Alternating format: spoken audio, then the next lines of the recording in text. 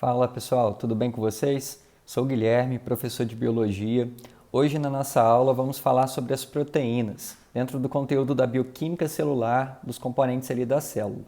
Para a gente poder começar, fiquem ligados porque a proteína é o componente orgânico mais abundante no nosso corpo e elas vão ser formadas por unidades ou monômeros que nós chamamos de aminoácidos. Então a proteína vai ser formada por um ou mais aminoácidos. É a unidade básica de toda a proteína. Obviamente, então, uma proteína complexa ela vai ser formada por várias dessas unidades. Beleza até aqui? Bom, e como que é um aminoácido? Esta aqui é a estrutura de um aminoácido. Alguns grupos que nós encontramos na estrutura do aminoácido vão ser encontrados em todos os aminoácidos que existem na natureza. Por exemplo, eu coloquei para vocês aqui o H2N ou NH2, tanto faz, que representa o grupo amino. Do lado de cá, nós temos o grupamento carboxila, o ácido carboxílico. Daí vem o nome, aminoácido. Temos também um átomo de hidrogênio e um grupo R, que representa um radical. Esse radical aqui vai mudar de um aminoácido para outro. É esse R, que pode ser, por exemplo, uma cadeia de carbono, que vai diferenciar os aminoácidos entre si. O restante, ele vai se repetir em todos os aminoácidos. Reparem que todos esses grupos estão ligados a um carbono central, que nós chamamos de carbono alfa, beleza? A união de dois ou mais aminoácidos ocorre por meio de ligações, que nós chamamos de ligações peptídicas. Gravem isso aí. O nome da ligação entre dois ou mais aminoácidos é chamada de ligação peptídica. Reparem que eu coloquei aqui para vocês dois aminoácidos. Nós temos aqui o aminoácido 1, com seus grupos todos. Do lado de cá, nós temos outro aminoácido, o aminoácido 2. E a gente vai fazer aqui agora é construir uma ligação entre esses dois aminoácidos. A gente vai analisar como se forma, então, a ligação peptídica. Beleza? Reparem que essa ligação peptídica ela vai acontecer entre a hidroxila, o OH, de um ácido carboxílico, do aminoácido 1, com um dos hidrogênios do grupo amino do outro aminoácido.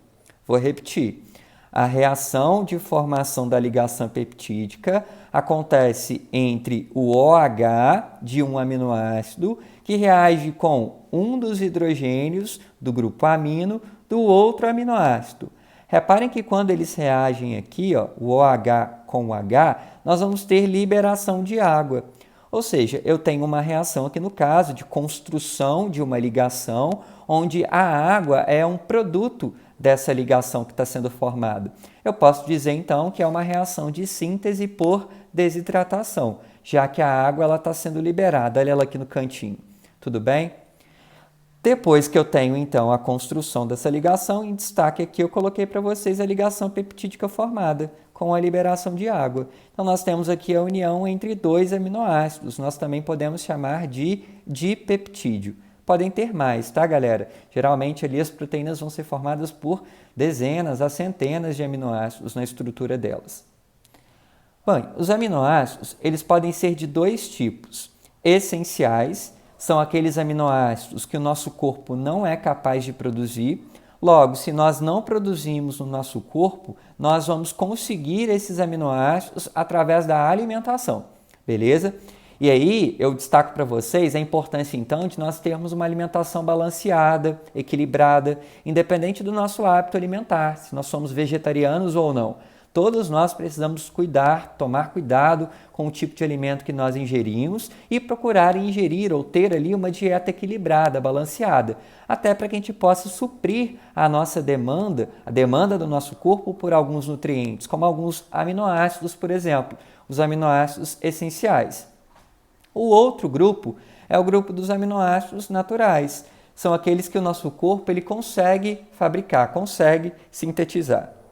Ao todo, pessoal, nós temos ali na natureza inúmeros aminoácidos, tá? Mas 20 tipos deles vão se combinar para poder formar proteínas. Então, 20 tipos de aminoácidos são usados para poder formar proteínas.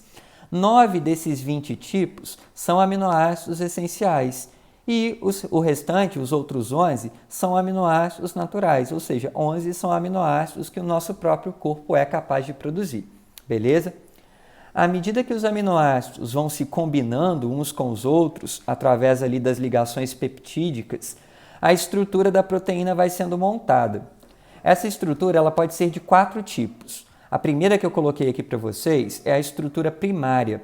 Reparem que a estrutura primária, ela nada mais é que uma sequência linear de aminoácidos. Um aminoácido do ladinho do outro, beleza? Sequência linear de aminoácidos, então, forma ali a estrutura primária da proteína. Quando acontece um dobramento na estrutura primária, nós vamos ter, então, a estrutura secundária. Esse dobramento ocorre à medida que vão sendo formadas ali ligações de hidrogênio na molécula, beleza? Quando eu tenho um dobramento da estrutura secundária, a gente chega na estrutura terciária. Aqui eu consigo observar, além de ligações de hidrogênio, também outras interações intermoleculares, como, por exemplo, interações de Van der Waals, eu vou ter ligações de sulfeto, todas presentes na molécula da proteína. E é na estrutura terciária, o dobramento da secundária, que a proteína, então, assume ali uma estrutura tridimensional, ou em 3D. A gente vai falar muito dessa estrutura na aula de enzimas, beleza, galera? A combinação de estruturas terciárias vai formar, então, uma estrutura quaternária, que é o que acontece, por exemplo, com a hemoglobina, que é aquela proteína que atua transportando ali, principalmente oxigênio, lá no interior das hemácias, no nosso sangue, beleza? A hemoglobina é um exemplo, então, de proteína quaternária. Se por algum motivo, algum fator, levar a proteína a perder a sua estrutura, modificar a estrutura dela, ela volta então à sua estrutura base, que é a estrutura primária. Agora prestem atenção no que eu vou falar, galera, isso é muito importante, anotem isso aí em algum lugar, tá?